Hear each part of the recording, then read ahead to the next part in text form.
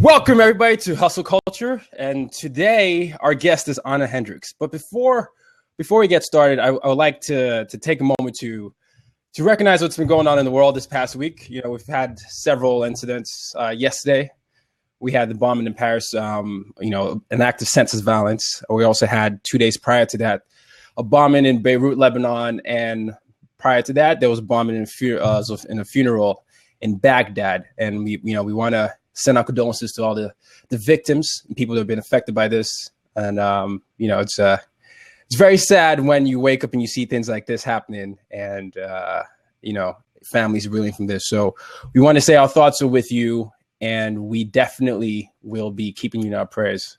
Los, I know you wanted to say something about this as well. Yeah, definitely very sad situation happening in Paris over the last couple of days. Tayo said, we're as a show, we're sending our thoughts and prayers out to all the victims and all the families. And hey, you know what? We're looking forward to having our guests. We don't want this to be a somber start, but we definitely did want to acknowledge it. So we're back here on Hustle Culture with another episode. We have a great guest joining us today. She is Miss Ahna Hendrix, founder and president of Arch Digital Agency. And we're really excited to have you here with us today. So welcome to Hustle Culture, Ahna. Thank you so much. Love you both and thrilled to be here. And I was actually thinking this morning that we should either recognize or take a moment of silence or something. So I'm glad that you all took that initiative, and thank you very much. It's been a tough few days for people in the world, but I'm sure we'll defeat it and good will conquer. Absolutely. So as we always do, we always start this, Los, I don't know if you're still there, but we always start this with our weekly grind. And basically it's us covering what we did in the week, how we decided to hustle, and what we worked on. And I don't know if Carlos can hear me at all, but we're starting to incorporate our guests into this. So we want to ask you first, since you are the lady and we are gentlemen here. We want you to talk about your weekly grind and how it was for you, basically, and what you worked on. My weekly grind. So I don't know if I'm the only one who thinks this here, but this week this whole year has absolutely flown. I can't believe that we're almost towards the end of November, and then December, and then we're going to be in a whole new year. But this week, the major hustle was for a project that I'm collaborating with, my agency's collaborating with next week in Minneapolis. It's for Mentor Mates, and it is a tech conference called MobCon. Actually going to be working with Ryan Pena. We're going to be rocking it out online. We've really been working hard behind the scenes to just bring together that's going to be really different for a tech conference. We're going to be doing lots of periscopes, blabs. We're going to be interviewing folks. And Ryan and I are just total goofballs. So we're going to be having a great time in the midst of it. MobCon is a very special tech conference, not just because of the caliber of folks who are going to be presenting there, but in addition, it's one of the first tech conferences where the male to female speaking ratio is 50-50, which I think is pretty awesome. Typically, there's about 20 to 30% of female speakers, which I didn't realize it was that low. So I'm amped to be there. I'm excited for that, and that's what basically all of this week's work has been about. So it sounds like a busy week. Yeah, I also do want to call out that Mr. Sean Purry, CEO of Blab, he's also scheduled to speak at the event as well, right? He's not just going to be speaking. We're going to be hooking up Blab style with him. Okay. Well. Going to be doing some sports commentator panels and some fun stuff. So he's been awesome, actually. I think typically when folks come in to speak, they kind of jump in to speak and then jump back out.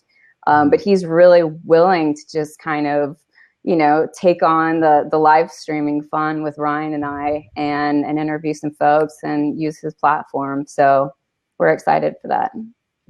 We've got a question in the audience. It's from our longtime supporter, Roberta Blake. When exactly is MobCon? MobCon starts starts next Tuesday. I'll grab that website for y'all so we can share it real quick.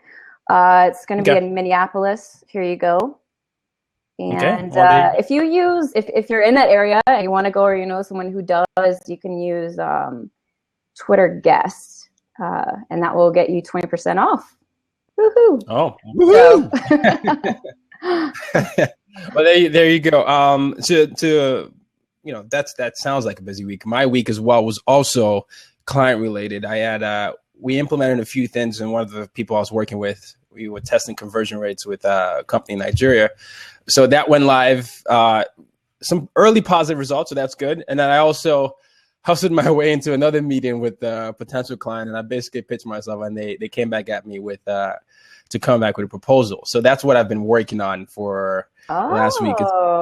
It's been trying to get a proposal, and then while working and doing the podcast, as you know, I do another podcast. So it's been a lot of back and forth. I interviewed my dad for an upcoming episode, and I interviewed a lady from Australia that hosts one of the largest travel blogs.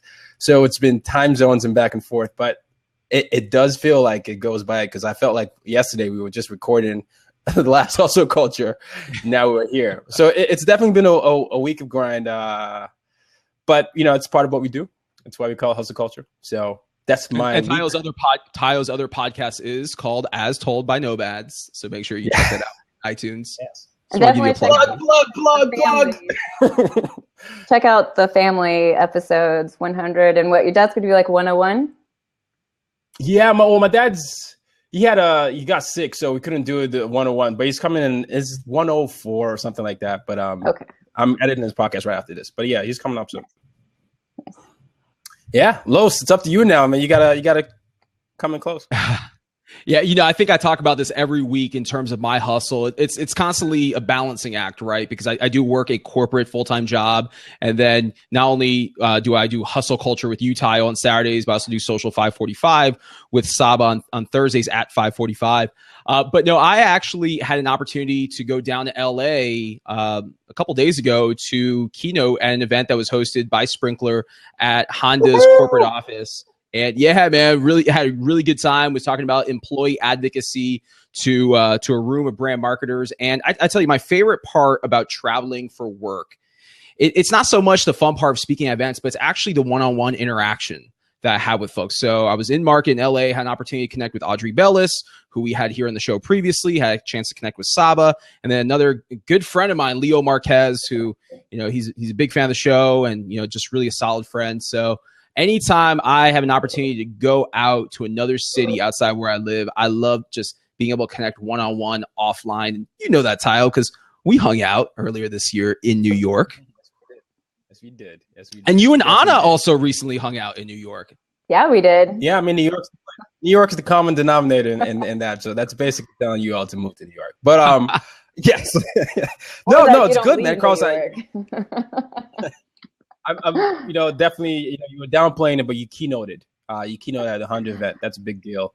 That's part of the hustle. So, I want to congratulate you on that. Thank you, my man. And and continuing to meet other guests. So we're doing that. So that's our weekly grind. And Ahna, you know what we do? We are hustlers. And then we like to start off with our hustler's journey. But in your case, since we both know you, we've known a lot about your story. We want you to give us a brief background about, the hustler journey from, university to starting your company, and then from starting your company to evolving and shifting, because you've had several pivots in your life, but we want you to start from your, post high school. Okay.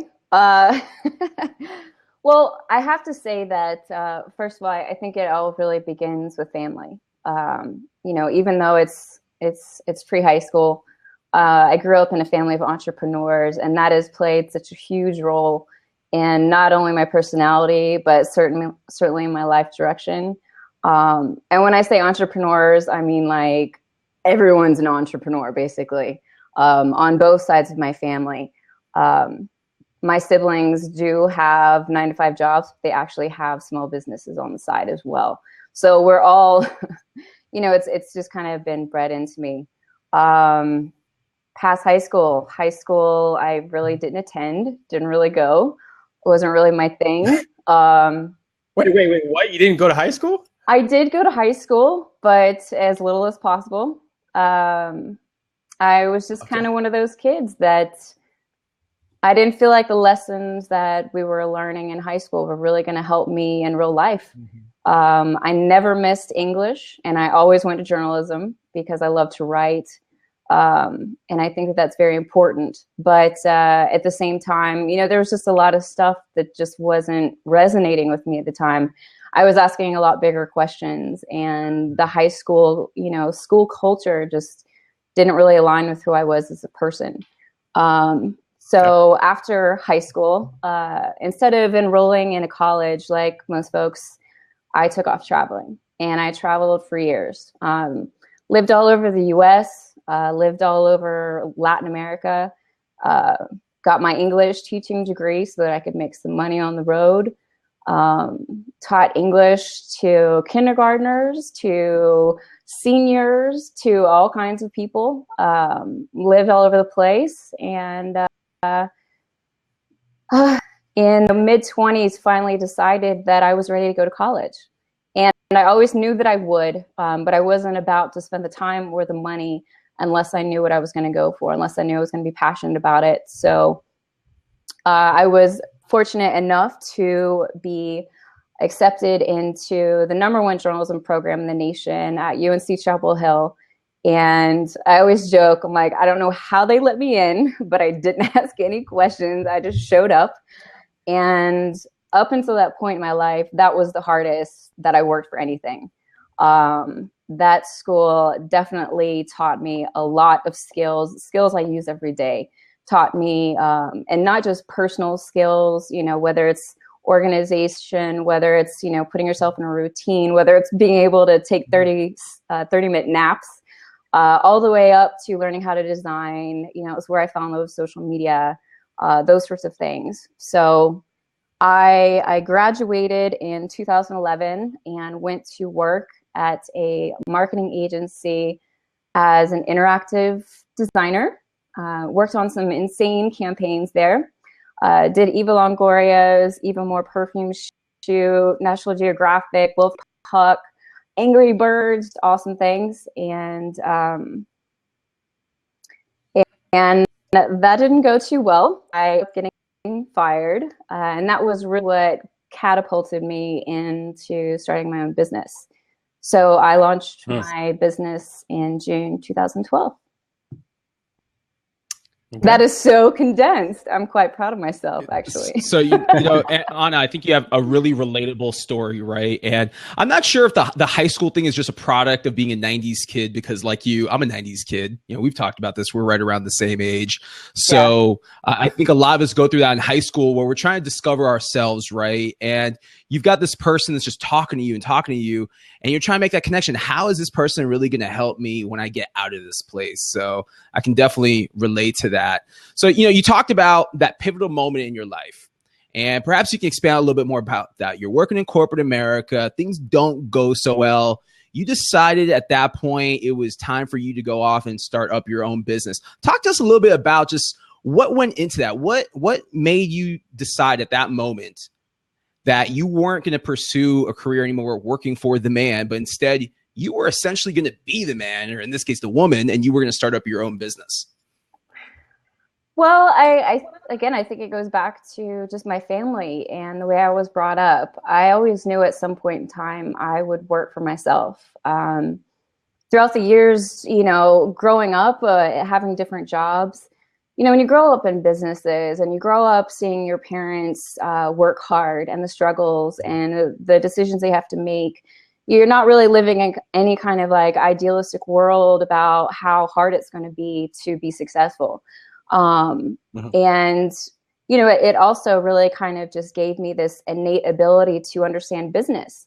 And so I would walk into jobs and it would be like, it was only a matter of time before I would understand what was going on. And I would be able to see all of the missing links or see, you know, all the efficiencies, and want to fix all those things.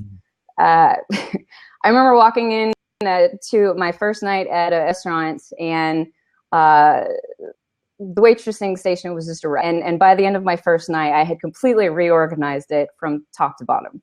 And of course, of course, this either made me the favorite employee or the least favorite employee, depending upon who I was working for.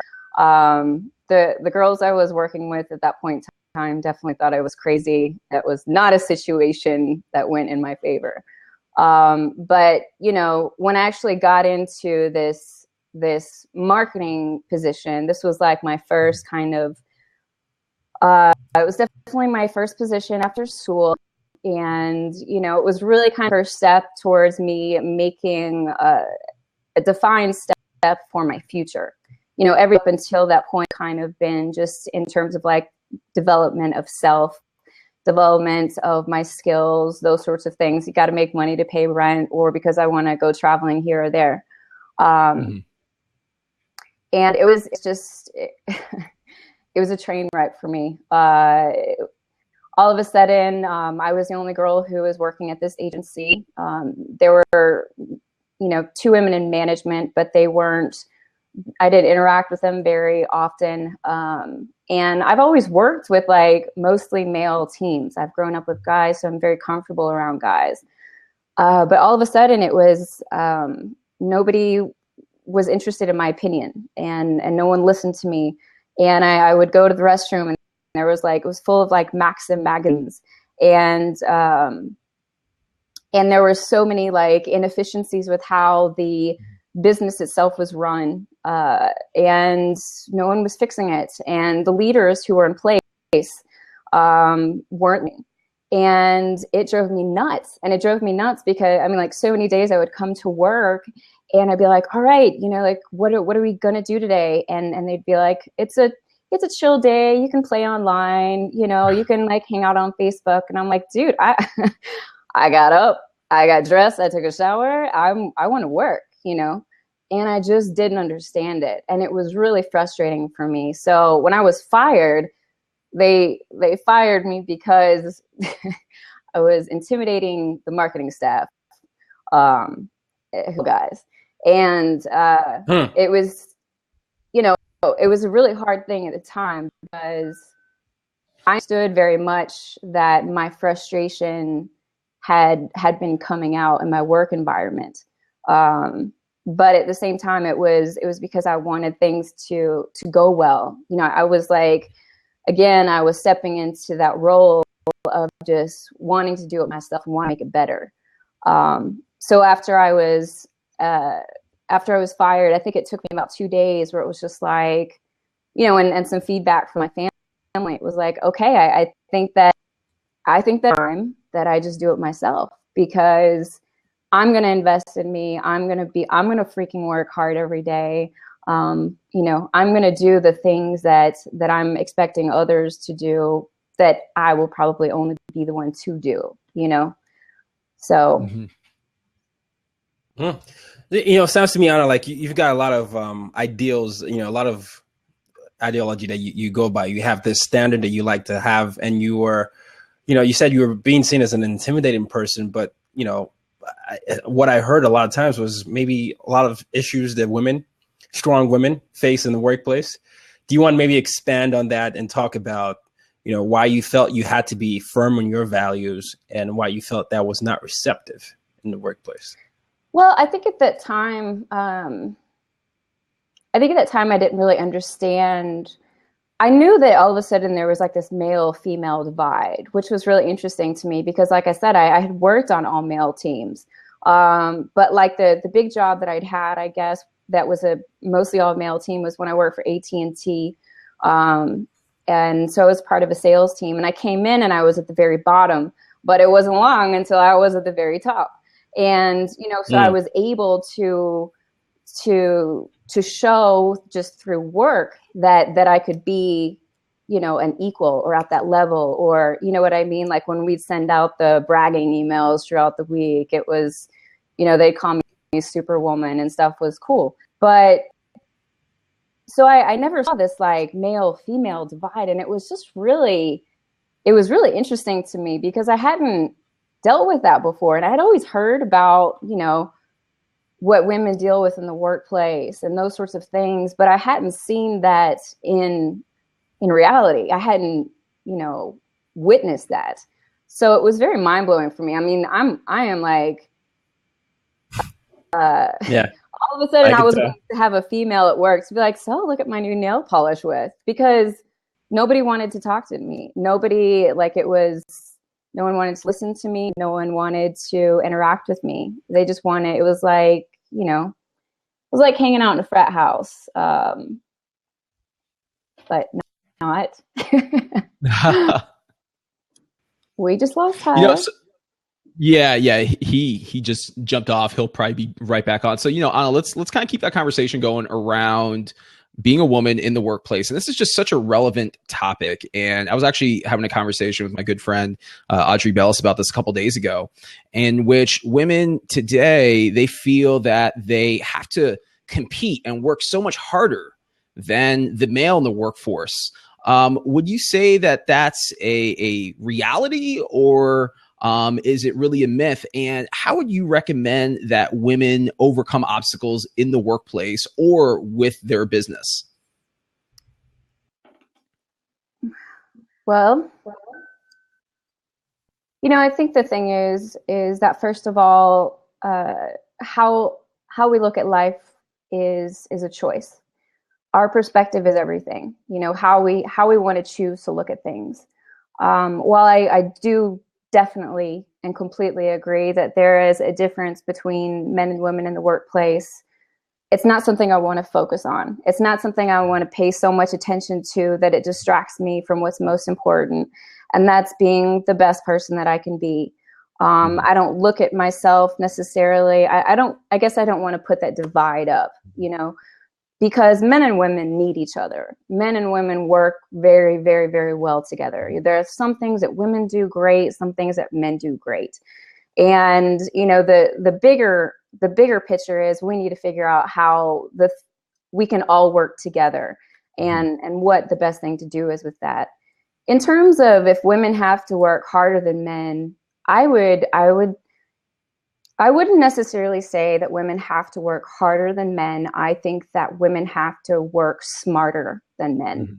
And by smarter, I mean that that women don't just I'm not a man, so I can't talk about it from a man's perspective. But from my perspective, I see a man comes to work, a man does his job, he gives his opinion, he says what he thinks, he talks about that. That's, pushed around the table, that's taken as is. A woman comes to work, she needs to be aware of how she presents herself, what she looks like. Then she needs to be aware of how she speaks. What's the tone of her voice? How is she communicating with men and with women? I love, Tayo turned me back on to Sheryl Sandberg. This actually last time I was in New York. And I had started reading Lean In, but I get caught up in history and fun books. But I had gone back to this book and I've really been enjoying it. And she says something in the book that really kind of, sat with me, was just like, wow.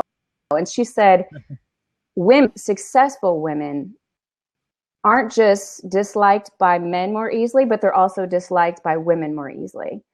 And that was really heavy for me to hear, because it's really true. The more a woman knows what she wants, the more a woman is confident with who she is, the more problems she has. And that sucks. You know what I mean?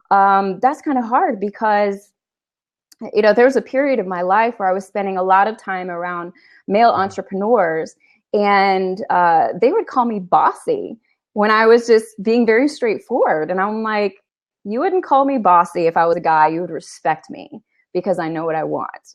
And so I think that that's kind of the big difference. Women, and especially strong women, have to be very aware of our perception of how we ask people to do things. And I'd love to say that it's just with men, but it's definitely not, because it's absolutely with women too. The thing is once a woman shows that she can hang with the guys at work, right, then they start treating her like a guy, which feels awkward. So then you're not really sure of where you stand. But then women, in addition, start treating you as someone that they can't relate to. So it's like this very complex situation. That's very interesting as well.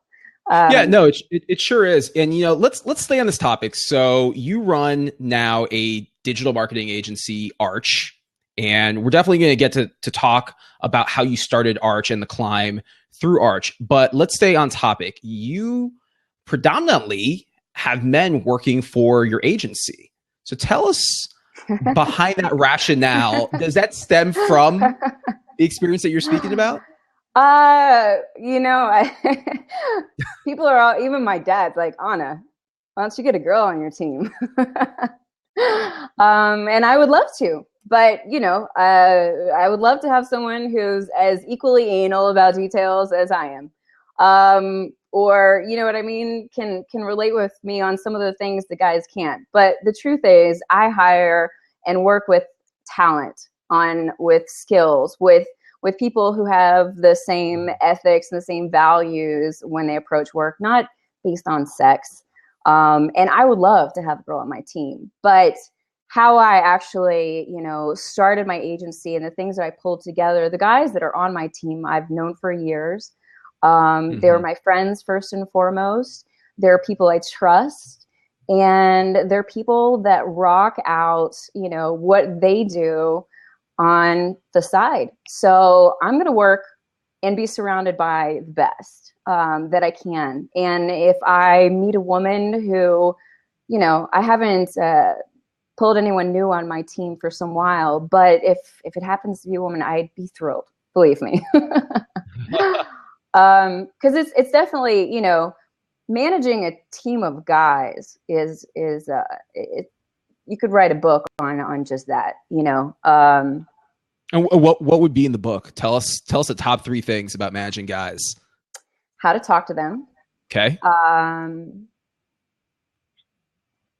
I think the biggest thing, and let's not do 3 because that's just not. That's a short book then. Well, but I think it's because it's a huge subject, and that is the importance of the male ego, right? Because like I was saying earlier, I really strongly believe that men and women should work together. There are things that men do that are extremely, that women need, vice versa. You know, we should be a team for a reason. And I think that in that, women need to understand that when they're working with men, they need to give men their place.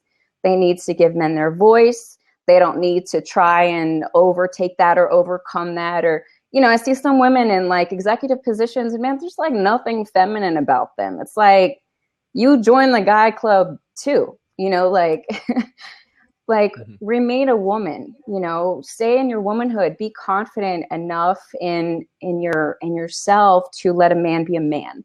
And it's really kind of the dynamics that you see in romantic relationships, right? It's like a woman needs to, you know, understand her place. We all have our places in relationships. So yeah. We could talk about that for a while. That could be a completely episode altogether. Yeah, really could. Well, I just want.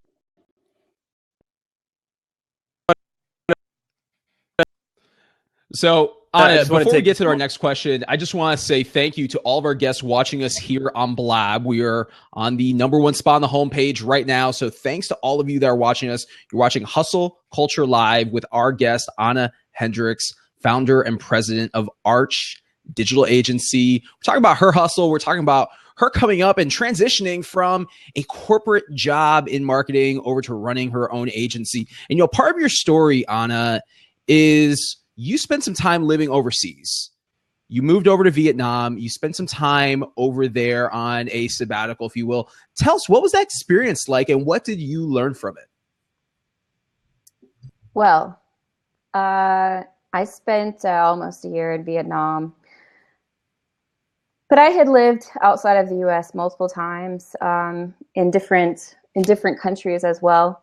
I think that we could spend multiple shows just solely talking about Vietnam. Vietnam was a very like kind of defining time in my life. So I think that probably what's most important for the purpose of this show would be that it was a definitive time in my professional life. I originally started my agency so that I could be free to travel because I've always loved traveling. And so about a year and a half into having my agency, I was at a place where I was having to turn away clients because I was so busy. I had reached that roof, and I didn't know what the next thing was for me, but I know I wanted to challenge myself. I had gotten too comfortable, and I don't like getting too comfortable in my life. So I decided to go to Vietnam. And I went there specifically because they're very friendly with social media, and they're very progressive for Southeast Asia. So I knew that I would be walking into a place where I could find internet easily, where I could do my job easily, and all of those things. And of course, when I made the decision, I didn't take into account time zones. little bit of like an enormous thing there. Instead of like starting small, like, oh, okay, let's go down to Latin America, I go to the other side of the world. So went to Vietnam and worked really hard. But within a couple of months, I started losing clients. And, they would tell me they loved working with me, but I just wasn't accessible enough for them. They couldn't just pick up the phone and call me, or they couldn't, whatever it was, communicate with me, which I didn't understand at the time because I felt bending over backwards. I was taking calls at like midnight, 1 o'clock, 2 a.m., just to take care of them.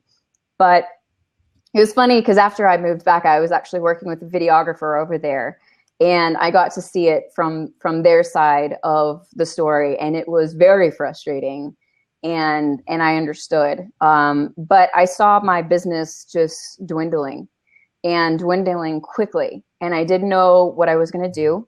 I didn't know what the next step was going to be for me. 2014 was a huge year for social media because that was the year that social media really started maturing and really started becoming kind of like this beast of an industry. Like back in 2012, when I started my business, you could stay on top of multiple social media networks at one time and have a life and, stay educated and all of those things. But all of a sudden, like Facebook, just take Facebook marketing and Facebook ads are two completely different industries. And I saw all of these people branching out, niching out, choosing to become, an expert here or focus on this there.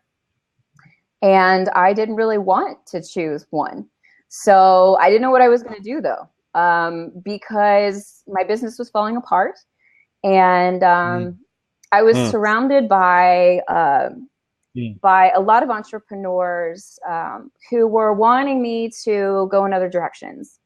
They were saying, "Oh, what if you started this e-commerce business or this drop shipping business or all of these other things?" And I'd get excited for a minute and then be like, "Wait a minute, what was my goal? What am I doing?" And I kind of, I kept coming back to that. So it was an extremely depressing time in my life. Not only was my business falling apart, but my health was absolutely deteriorating. All of a sudden my stomach I would get so nauseous. I'd be in bed for days at a time, spending a lot of time in the bathroom. Maybe that's too much TMI, but I was legit sick. Like it's a part of your story. It is very much a part of my story. I was very, very, very sick. I actually thought I had colon cancer at one point in time. And I was very far away from friends and family, from anyone I really knew or trusted. And it was very, very difficult. It's definitely a time in my life where I really started leaning on my faith the most. And it became such a crucial time in my life because it taught me to really sustain on my own and to sustain through my faith. And I had, Post-its covering my walls with affirmations, with quotes, with verses, with things that would uplift me and keep me going and keep me waking up in the morning. And really through all of that, I was really just given this idea to bring together a group of friends, like I was talking about earlier, the guys who were on my team. And I knew that, this would be a way to take my business to the next level. But I have to say that in terms of like where my business direction was at, that I remember the morning specifically, I had really reached the lowest of low, and I had just gotten sick again. I had my legs were very swollen. I was in a lot of pain. I was extremely nauseous, and I was so depressed and very alone. And I just thought, I'm just going to stay in bed today. I'm not strong enough. And I think I was really kind of reaching like the last, the last part of like what I had. I'm going to try not to get emotional. And a good friend of mine actually reached out to me, Robert Crusoe. And he reached out to me to tell me about something awesome that was happening with his business. But we ended up talking, and I just spilled everything to him and let him know everything that was going on. And he was incredible. He was just very encouraging. And he was like, okay, I'm going to help you. But here's the deal. You're going to have to pick yourself up, and you're going to have to put a plan together. And I'm going to call you in a week, and you're going to let me know what that plan is. Mind you, this was before Arch had come to fruition, or I had been given this idea. And really that was just kind of the hope that got me out of bed. And I don't know what I thought I was going to do or what plan I put together. I have no idea. But 2 days later, Robert called me and he said, look, I've got a lead for you for a client. And I said, okay, let's do it, and he introduced me to this person. And things just took off from there. I mean, just 100% took off. Like, all of a sudden, the idea for Arch was given to me because I realized that this was going to be such a big client. I wasn't going to be able to do it on my own. And it was just crazy. So yeah.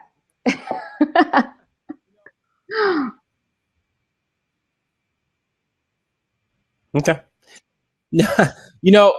Before we go into Arch, I want to talk about a few things. I remember when you first told me about Vietnam. It was funny enough in New York, where everything happens. You'd come up to New York one time. You'd tell me about that because you knew I'd lived in Vietnam, and we're talking about that. You were so excited, and this is a lot of things that happen with entrepreneurs where you get excited. You think you're taking your company to a different direction, and then you went into Vietnam and it wasn't what you expected. In fact, it was the complete opposite. Your health deteriorated. Your mental health deteriorated. Time zones became even more real. Trust me, I know. It's over 12 hours different sometimes. And you had this moment where you're in bed and you need to pick yourself up. That's a moment a lot of entrepreneurs face because not a lot of entrepreneurs succeed. You said you had a good friend talk to you and tell you to pick yourself up, but he also helped you with connections and stuff like that.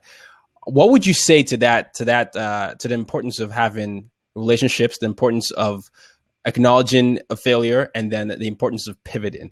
Because it sounds to me like many entrepreneurs give up after the first time, but you said, you failed. You had reached the point where you gave up. A friend reached out to you, and you leaned on him, and then it took off. Why is that so important to have that relationship facet in there? I think first of all that relationships in life are everything. For anybody who really knows me, knows that family is my number one in life. I love my family. I love my friends. I love the people that are close to me. And relationships are something that I try and build on a daily basis. And Robert specifically is someone that I met while I was still in school. And he was one of the first people that I told outside of my family that I was going to start a business and I was going to, start a social media business. And he was like, it's going to be tough. Robert was someone that was kind of like a mentor to me. I could speak plainly with him. He spoke plainly with me. He was, like a brother that we would annoy each other at times. But at core, we understood each other. So, and Robert's also a man of faith. So I think that the fact that it was him who was the person who was able to help me, it just it's like a full circle type of thing, I don't think that I could ever look at Vietnam as being a failure because the deal is you have to step out to find out, right? You have to be willing to make a wrong choice or a wrong step to find out if it's right or wrong. I went to Vietnam expecting something and got something completely different. But at the same time, and I think even then, before I left for Vietnam, I told my mom, I was like, I think God's going to deal with me in Vietnam. I think I needed to get my priorities in line. I think I needed to kind of be taught a lesson, maybe, if you will. And I learned that lesson in spades in Vietnam. And, right. I walked out of that situation. I'm still gleaning. I'm still growing from that situation. I'm still, I have a journal I write in every day and I'm still like, man, this time, just last year or whatever, when I was in Vietnam or this in Vietnam or, I am still just, I'm so thankful for that time. So,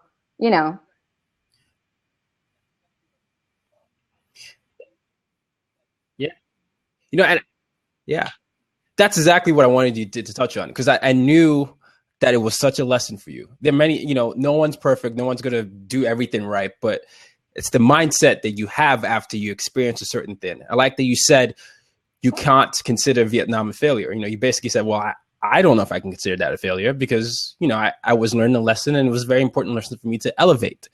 So it's very, very important for entrepreneurs, you're saying, for hustlers, for people in general, to align with their values. You have to remember the purpose of why you're doing what you're doing anyway. Absolutely. Align yourself with people that share that, and then, repivot if you have to. Is that correct? Okay. We got a question from the audience. It's from if I can find it. It's how do you balance stability of income versus flexibility for travel and other priorities? Time zone plays a huge, huge role in that. Since I've come back to the U.S., my business has exploded, and I have chosen to put traveling on the back burner. Not because, and when I say traveling, I mean traveling outside the U.S. I think that you have to determine for yourself, first of all, what your goal is, what your end game is, as Mr. Carlos would say. And then determine if traveling falls within that at that point in time. I actually when I came back to the US, I had plans to move to Barcelona 3 months after that. That was what I was going to do. I had put money down on a place. That's where I was going. But I had to change that plan because I realized that even though there was just a 6-hour time difference, that where my business was at the time, that was going to be too difficult. That was going to play an issue. And my number one goal was making sure that the business I was building had a strong foundation, because my agency is a startup, right? It's a startup that's compiled of a bunch of people who are used to working on their own. So it's not like, we're bringing together a team who's naturally used to working with one another. We're bringing together a bunch of very independent people who are learning to work together. So my main focus was on my business and additionally my health. Yeah. And I had really started dealing with my health at that point in time. So, it all comes back to what your goals are. You got to start with the end game. You got to start with the end game. Yes. Right. You know that Ahna, Tayo, same thing. You know, I'm friends with both of you. I completely agree. You know, that's something I profess constantly is you have to have the end game in mind and build your strategy and your roadmap that aligns with whatever that end game might be.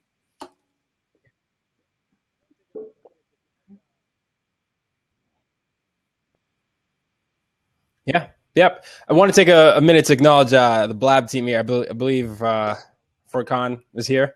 So I want to thank you for showing up. And also thank you all for your support. You guys watching. I would love it if you tell a little bird or tell your friends on Facebook.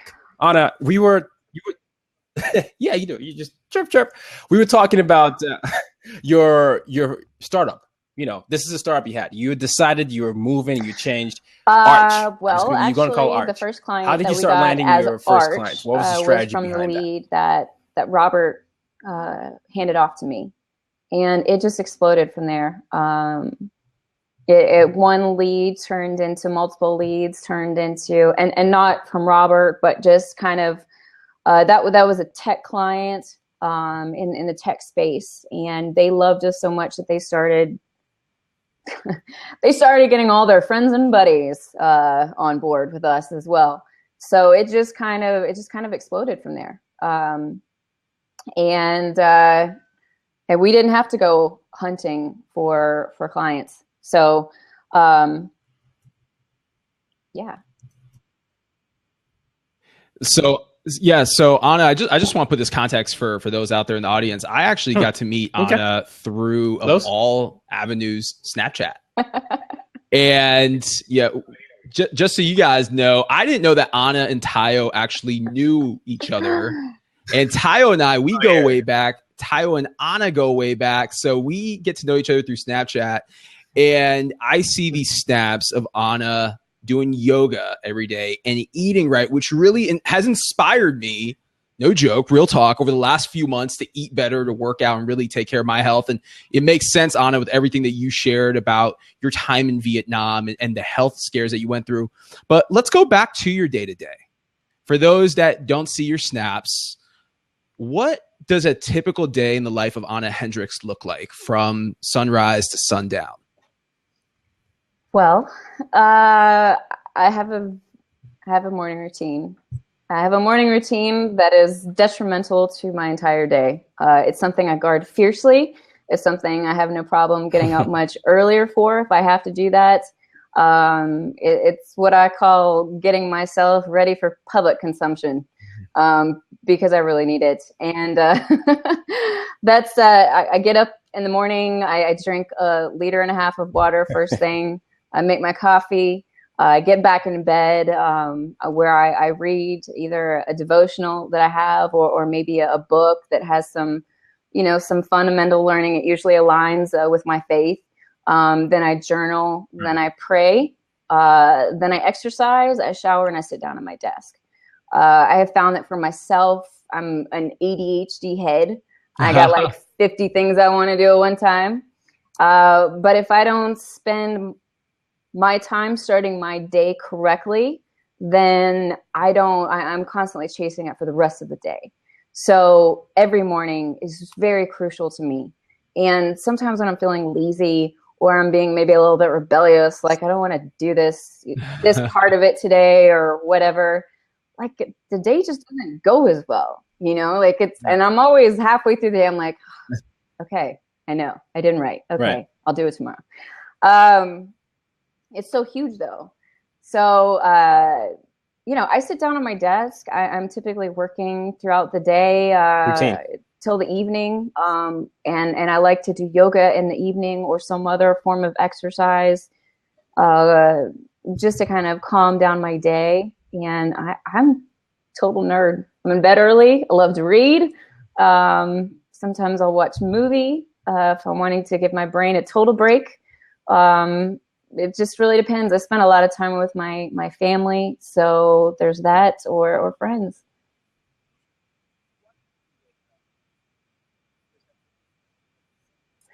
Oh, yes. Hey, you watch a movie with as often as possible. Chris Hemsworth, right? That's who you watch a movie with, right?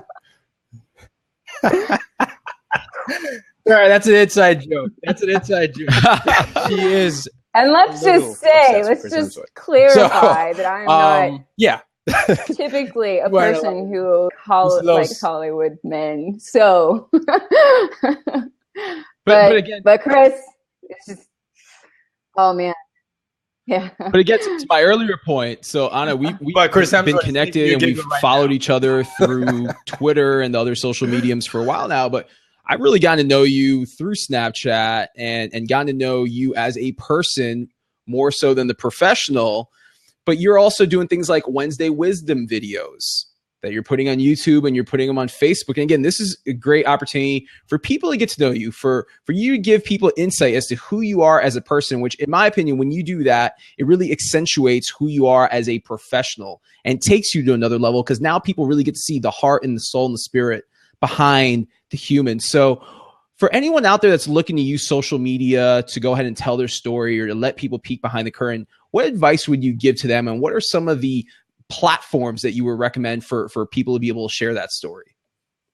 Well, I think the best platform for anyone is the one that they're most comfortable with, the one that resonates the most with them personally. You know, the thing is, we all have something very unique, something that's very special about us that we're supposed to share with others, that we're supposed to convey to the world, you know, whether that's through thought or action or words or whatever it is. And if we don't put ourselves in the position where we can be our most true self, then that's not going to be able to come through, to be shared with others. But in addition, I think that we need to challenge ourselves. That being said, YouTube for me was absolutely like terrifying. I still sit down for my Wednesday Wisdom sometimes and I'm like, yo, I'm not comfortable being on film. I'm a lot more comfortable now than I've ever been. But when I started that, it was like I had to bolt my feet down to the place in front of my computer just so I could hurry up and knock it out and do that Wednesday Wisdom. And I had always been very comfortable being the person behind the brand when I was on my own. But obviously, once I launched Arch, I had to become the face of my agency. And so I had to push myself out there, and I had to start sharing things that I had never shared, because it was going to help people not just see the business side of me, but see what my core values are, what my ethics are, what type of person I am. Because I'm a businesswoman, but I'm a freaking huge goofball at the same time. And I like to laugh, and I like to do a lot of different things. So, you know what I mean? It's important that all of those things are conveyed.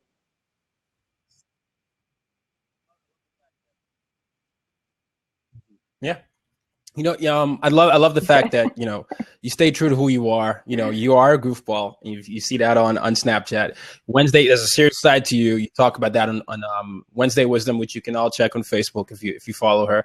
And then, you're a businesswoman, right? And you run an agency that's, that does a lot of things and takes you many places within the US.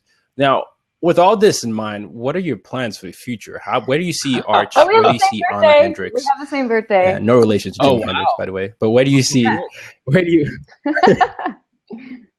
Oh, you do have the same birthday. Well, maybe there is a relation. Just. But where do you see yourself in the future? Where do you see Arch right now? Arch is definitely shifting and changing up gears. For myself personally, my birthday is at the end of this month. All presents accepted. But sorry. What day of the month is it, Ahna? Goofball. 27th. November 27th. Make sure that you, at a minimum, send at Ahna Hendrix. Just send me some love. I'll be so happy. Send her some love on Snapchat. What's your Snapchat, Ahna? Ahna Hendrix. You can find me everywhere online at Ahna Hendrix. Keep it simple. Keep it simple. Yes, yes. Well, she's the only Ahna Hendrix. Yeah. Black Friday. Someone pointed out your birthday is on Black Friday, so you have I didn't even know that. Wow. But we will get you a lot of gifts to just be. Yes. So every year for my birthday, okay, so yeah, I yourself in the future. make one very huge goal for myself. Last year, I decided to make my health my number one priority. It had never been. And when I say health, I mean eating right, sleeping right, and make it a daily habit, make it a lifestyle, make it something that I need and require on a daily basis. Because when we feel great, we are our best selves, and that radiates into everything that we do. And I have thankfully succeeded at that goal. I have rocked it out. I'm really proud of myself.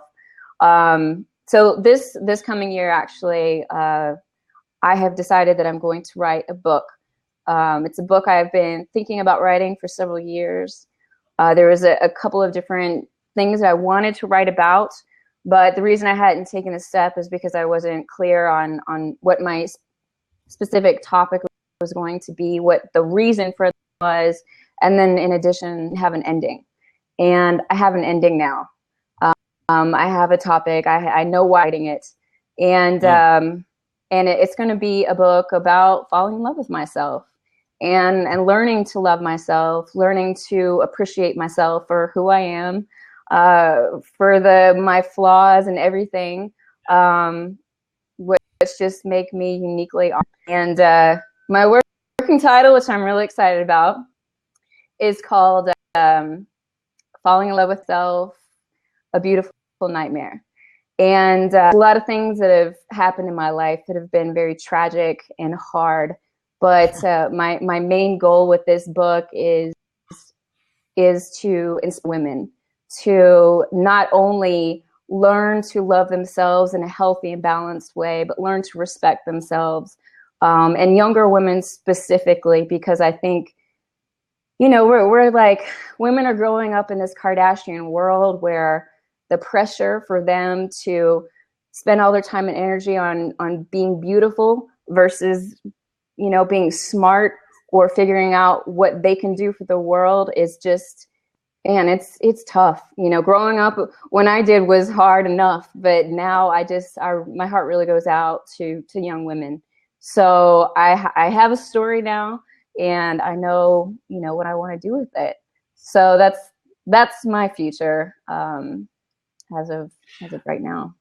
Ahna, I do want to sneak a question in there. We are coming up soon on time, but as long as you're cool with us going for an extra few minutes, then cool. I definitely want to get an extra question in. Cool. So, you mentioned women. That's a big part of our conversation today is around female empowerment, and I think you really embody that. So, what advice would you give to any female out there who is looking to start a business or has a startup or is even in corporate America trying to hustle her way up to the top of the mountain? My number one advice to any woman is going to be to invest in yourself, and to invest in cultivating a sense of self, a knowledge of self, an appreciation of self, really spending time with yourself, taking care of yourself, and not just, I'm not talking about our outside, right? Because that's pretty cool. We can go shopping and get our hair done. Whatever. I'm talking about from the inside out, because this is the part of us that's going to be able to truly impact the world. Women have a lot to bring to the table.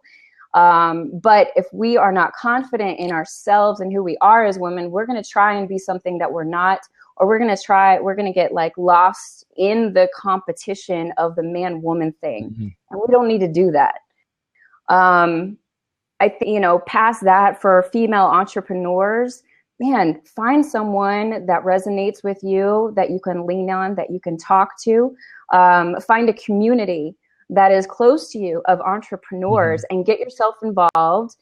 If it's women, awesome. If not, don't be concerned with that. What you're going to want is a support circle around you who's going to be there for you, because we talk about entrepreneurs like this cool, trendy thing. Oh, I have my business. Right. But oh my freaking gosh, is it hard? And it's lonely, and it's painful, and you're dealing with depression, anxiety, and all these things that we don't talk about enough. And so people get in it and they're like, oh my gosh, I'm going through this stuff, but no one talks about it. So I'm like, I must be failing. I must be the one who can't make it. And that's not true. You just need to get yourself into a community so you can share those feelings. People can give you that encouragement and help you to stand up when you need it. Past that, I would say stay educated and keep love in your heart. Because do what? Stay woke. I was like, stay woke. Yeah, I love it. Bad, but that's right. I love what you're saying. Love yourself. You know, you and I have had conversations about this, and the importance of actually appreciating who you are. And, you know, I'm one of those deflectors, but it can actually become a detriment if you don't appreciate yourself or who you are, represent and recognize your strengths and actually acknowledge that. And that can affect you and grow in your business, whether you're pitching to someone because they're like, well, you don't even seem confident in yourself. Or it can affect you where you're climbing up the ladder because they're like, what? Why would I, you can't even articulate who you are.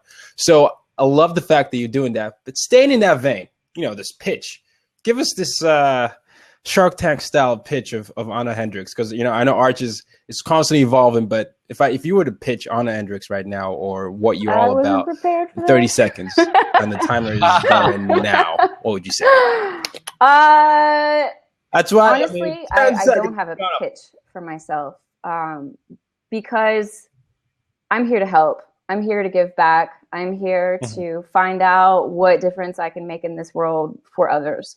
Living for myself is never going to be enough. It's boring. It's shallow. It's empty. It's not about me. It's to help other people. And I want to take what I've learned. I want to support people. I want to help them grow. I want to empower them and love them and help them love themselves. So it's, I don't have to pitch in. I'm just around hugging everybody. Oh, good.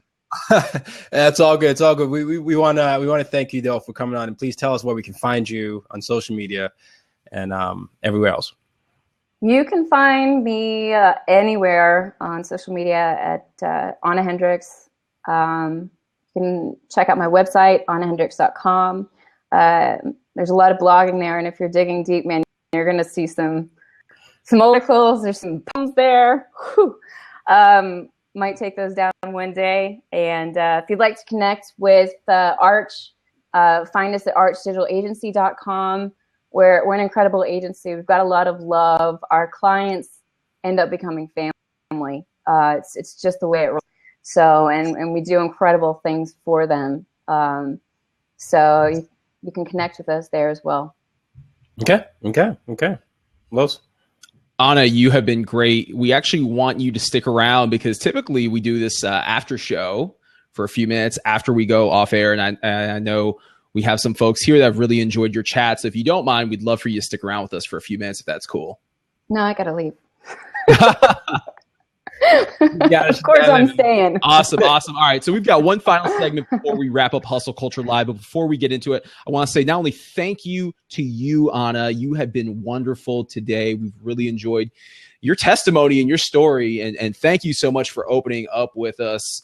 For all of you watching this here on Blab, please make sure that you follow this woman because she is absolutely amazing. And thank you to all of our viewers on Blab. Thanks for all the love that you've shown Ahna as well as Tayo and I. And just want to throw it out there. Hustle Culture is on iTunes. We are currently in the new and noteworthy section. Thanks to all of you out there. Make sure that you check us out on iTunes, leave us a review. And we are going to close with one final segment, which is our weekly Hustler Spotlight.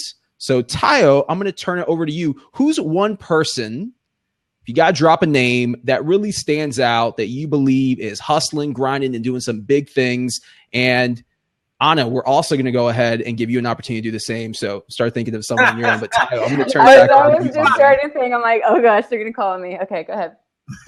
Well, hold on, Carlos. I've got to pick the name up from the floor because it's been dropped. It's Roberto Blake. Roberto Blake Boom! Is who I am. I'm highlighting.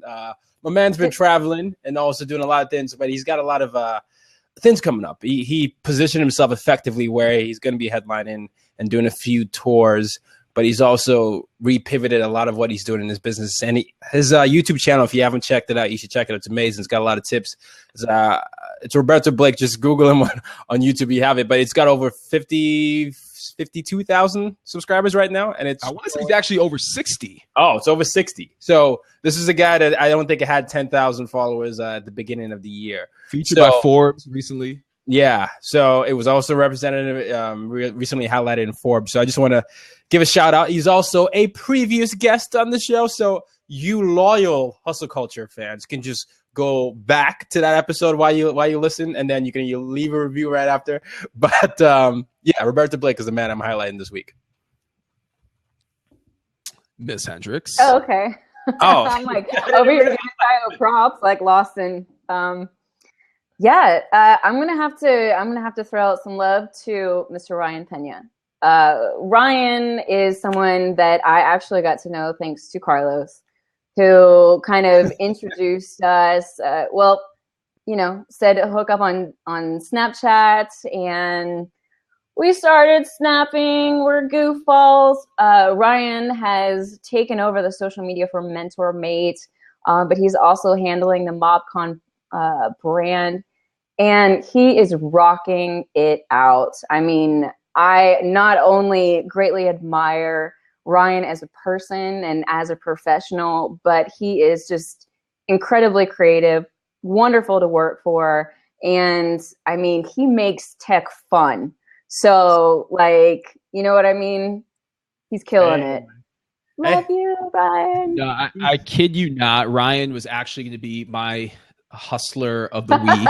Not only because Ryan is watching, but because I've personally gotten to know Ryan through social media over the last year. And what's cool about social is you can see your friends' progressions. And he's one of these guys that stays in his lane. He's doing big things, but he's just such a positive being. And that's what I love about Ryan. And, he's putting MobCon on the map. He's aligning with people like you, Ahna. He's just doing big things. So at Ryan Pena is definitely someone to follow. And I'm going to drop another name. Yeah. Woo, woo. I'm going to drop another name out there. And I was at a TED Talk, a TEDx event, actually, last week. I was watching my good friend, Michael Brito, who we hope to get here on the show at some point. And I was watching him speak. And ever since we launched Hustle Culture, now every time I see people of inspiration, I reach out to them and I invite them to come on the show. And I was watching this video at this TEDx event by Nancy Lublin, who founded crisistextline.org. And she did a TED Global, a regular TED Talk. And I was watching her TED Talk, and it almost had me in tears because she founded this nonprofit, crisistextline.org, where people who are thinking about committing suicide, people who are thinking about overdosing on drugs, they can actually reach out and they can seek help. And I tell you, it's just a great cause. And she's someone who, I definitely want to bring on the show, and someone I see is hustling, doing great things, and trying to change the world one person at a time. And that's real talk.